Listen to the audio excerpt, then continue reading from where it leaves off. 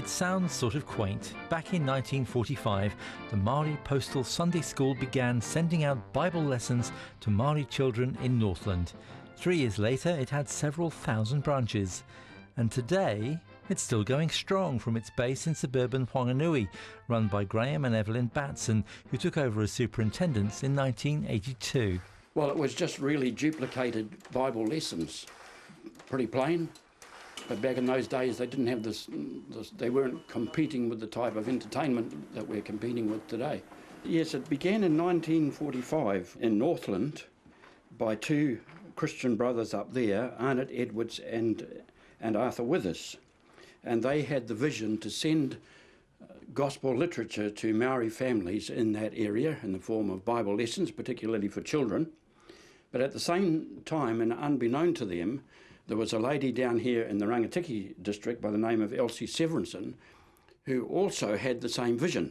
And so she started to work in the Martin area, again, not aware of the fact that two brothers up in Northland were also doing the same work. When they discovered that they both had the same vision, they amalgamated their efforts and centralised the work here in Whanganui, and that was around about 1950.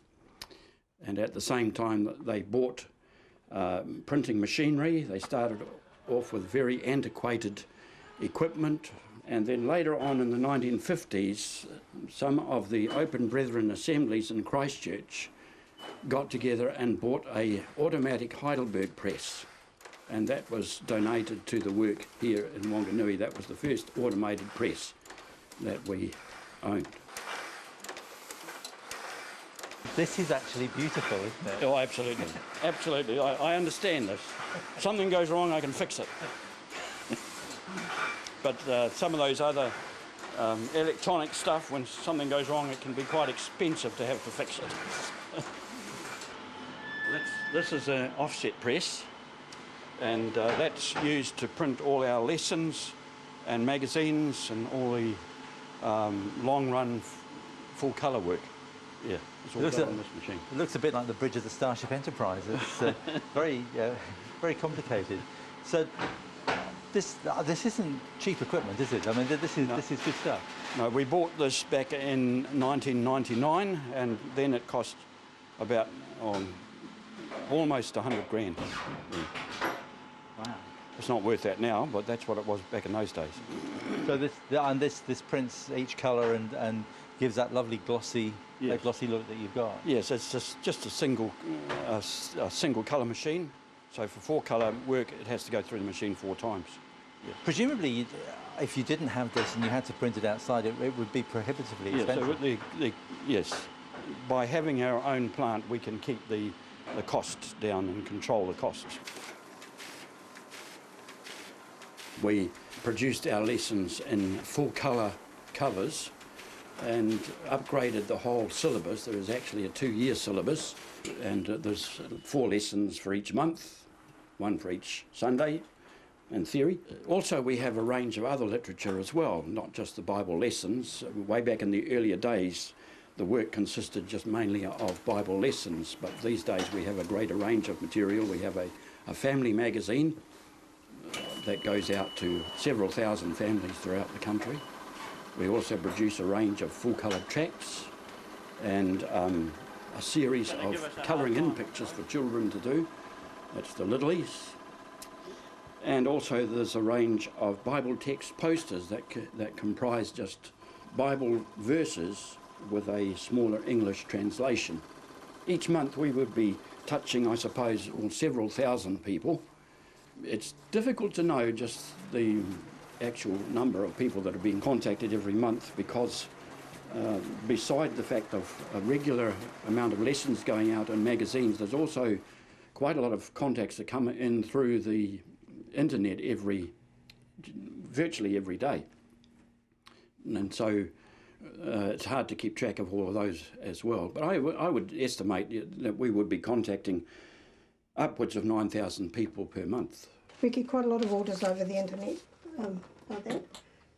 The other thing, of course, we send out is the lessons each month. We've got about 50 leaders. We just send lessons around the country, and we just count out however many they have. Like that. This is the junior from 5 to 6, and then most people have several children on their roll. We're quite a lot, different families, and then we have the other one which is 5, 6, 7, 8-year-olds. Then we have this for the 9 and 10-year-olds, and each one is a different colour, so we can pick them up easily, know what grade a child is on. And then those ones, they're the intermediate age, that's 11 and 12, and these ones are seniors. Now these here too, we'll wrap them up. So we wrap them up, which takes quite a while sometimes. Supported by donations from churches and individuals and trusts, and also bequests or wills, with older folk. But we find now most of the older folk who used to support us have passed on, but they do leave us the money in the wills. But I mean, that is going out because, yeah, we don't get that support so much now, but they have been very good. That's the main thing.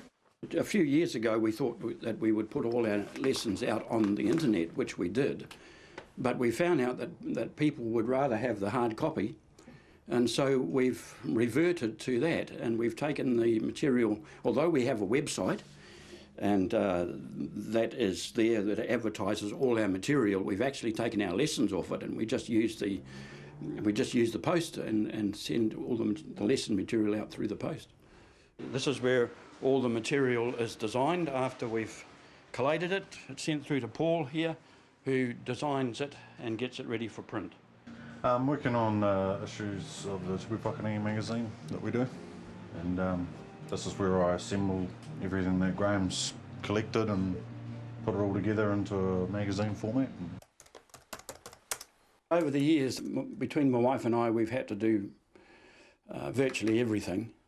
It's not quite so bad now because we've handed over the management of the printery, and that allows us more freedom to work on literature, to visit churches, and for ministry, and also for deputation and telling people about the work, and also to spend more time with our leaders as well around the country. I think the reason that we've stuck at it is because, well, first of all, God, we have a real sense of God's calling us into this work.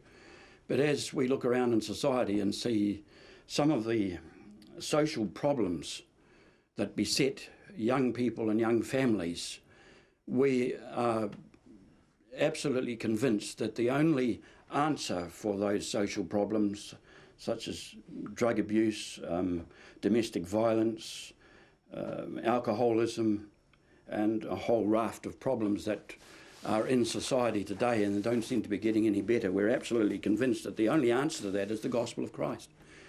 And so as long as we have the ability to do so, we feel that this is where the Lord would have us.